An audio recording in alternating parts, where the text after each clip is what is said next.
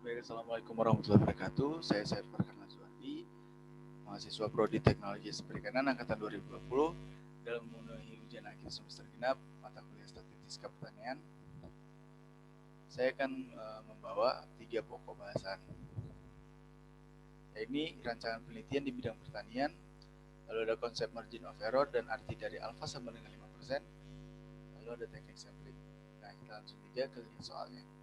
Nah, di sini terdapat 5 anak soal. Mari kita kupas tuntas satu-satu. Nah, di anak soal yang pertama yakni kita diminta untuk merancang sebuah penelitian di bidang pertanian. Dalam hal ini, saya memiliki judul penelitian yakni pengaruh penambahan ekstrak Ascophyllum nodosum terhadap pertumbuhan tanaman selada. Nah, tujuan penelitian ini yakni mengetahui pengaruh dari penambahan ekstrak Ascophyllum nodosum terhadap pertumbuhan dan hasil selada. Nah, dari data yang diperoleh itu apa aja, yakni berat basah tajuk tanaman selada saat panen, lalu ada berat daun tanaman selada yang dapat dikonsumsi saat panen, ada jumlah daun tanaman selada yang dapat dikonsumsi saat panen, atau total tanaman selada saat dipanen, itu jumlah daun selada yang dibuang saat panen. Itu contoh rancangan penelitian saya. Lalu aja kita ke anak soal yang kedua, ini menjelaskan mengenai konsep margin of error. Apa sih arti dari alfa sama dengan 5%? Nah, margin of error adalah nilai yang dapat menunjukkan seberapa besar kesalahan yang terjadi dalam pengambilan sampel, atau disebut juga dengan batas galat atau kesalahan, sesuai dengan arti dari margin of error. Margin adalah batas, errornya adalah kesalahan. Nah, dalam sampling ada kemungkinan terjadinya error, maka dari itu ditemukannya sampling error yang diukur dengan confidence interval atau selang kepercayaan, dan margin of error, yakni batas galat atau kesalahan. Nah, margin of error ini digambarkan yakni jumlah kesalahan yang biasanya terjadi pada penelitian oleh peneliti gitu kan. Nah, biasanya margin of error ini ditentukan oleh peneliti sendiri sehingga kita dapat menentukan seberapa apa error yang kita harapkan, sebesar apa error yang kita harapkan. Kalau margin of error yang nilai kecil, maka menunjukkan semakin tingginya level kepercayaan akan data sampel. Nah, sebaliknya, jika margin of error semakin besar, maka data semakin beragam sehingga standar deviasi juga akan semakin besar. Nah, apabila data sampelnya semakin banyak, maka margin of error ini akan semakin kecil karena kemungkinan kesalahan pengambilan data sedikit. Nah, biasanya margin of error ini dilambangkan dengan alfa. Nah, dengan errornya yakni biasanya sebesar 10%, 5% atau 1%. Nah, karena kita punya margin of error, maka kita juga punya selang kepercayaan atau confidence interval yang diperoleh dengan cara 1 dikurangi alfa. Nah, saya ingin menjelaskan kembali apa arti dari alfa sama 5%. Nah, untuk alfa sama 5% biasanya dilakukan dalam penelitian tingkat sarjana.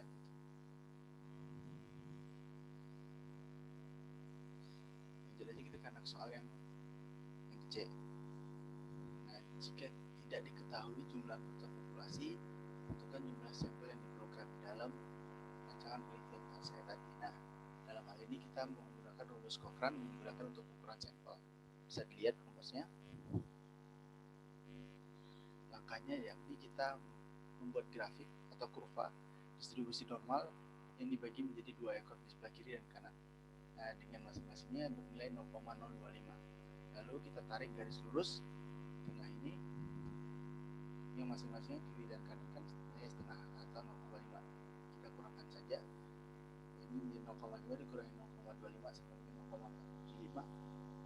Ini luasnya dari kurva tadi. Itu untuk mencari nilai Z-nya kita dapat 0,0475.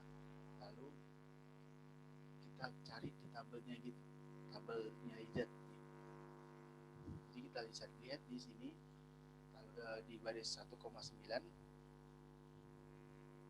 dan di kolom 0,6 itu adalah letak dari 0,475 gitu. Maka diperoleh nilai alfanya yakni 0,5 yang kita punya nih, yakni jadinya Z alfa bagi 2 adalah 1,96. Kita lanjut. Kalau udah dapat tuh Z alfa per 2 sama dengan 1,96, kita masukin aja tuh ke rumus Cochrane dengan asumsi P dan Q-nya adalah 50-50 gitu. Karena biasanya juga tahu loh di soalnya gimana. Tanyakan jumlah sampel yang diperlukan, tinggal jawab saja. didapatlah hasilnya 384,16 atau mendekati 385. Jadi jumlah sampel yang diperlukan adalah 385 sampel. Dengan demikian akan terdapat 95 sampel 95% sampel yang tepat, sedangkan 5%-nya merupakan galah. Kita lanjut ke anak soal yang selanjutnya. Ini jika diketahui jumlah anggota dari populasinya adalah 1000 atau N besarnya ada 1000. Nah, dalam hal ini tentukan jumlah sampel yang diperlukan. Kita menggunakan rumus Lovin. Bisa dilihat rumusnya. Nah, tinggal masukin aja gitu. Kan kita punya alfanya tadi 0,05. Jadi N-nya sama dengan 1000 dibagi 3,5. Dapatlah hasilnya 285,71 atau mendekati 286. Jadi apabila kita ingin meneliti pengaruh pemberian ekstrak Ascovillum nodosum pada tumbuhan selada tadi, dari jumlah anggota populasinya ini 1000 dan alfanya sebesar 5%, maka jumlah sampel yang diperlukan sebanyak adalah 286 sampel. Nah, di soal yang terakhir, ini jelaskan teknik sampling sesuai dengan rancangan penelitian tadi beserta alasannya. Nah, berdasarkan rancangan penelitian tadi, teknik sampling yang tepat adalah simple random sampling. Karena pada teknik ini, sampel diambil secara acak dari populasi gitu. Nah, teknik ini semua anggotanya dari populasi itu memiliki kesempatan untuk dipilih. Jadi bisa diambil masing-masing. Nah, metode pengambilannya pun jadi salah satu teknik pengambilan sampel yang paling mudah serta paling sederhana kalau dilakuin. Nah, ukuran sampelnya juga cukup besar, maka simple random sampling mempunyai tingkat keberhasilan atau validitas eksternal yang lebih tinggi karena mampu mewakili karakteristik dari populasi yang lebih besar gitu. Last word, thank you for attention. Assalamualaikum warahmatullahi wabarakatuh.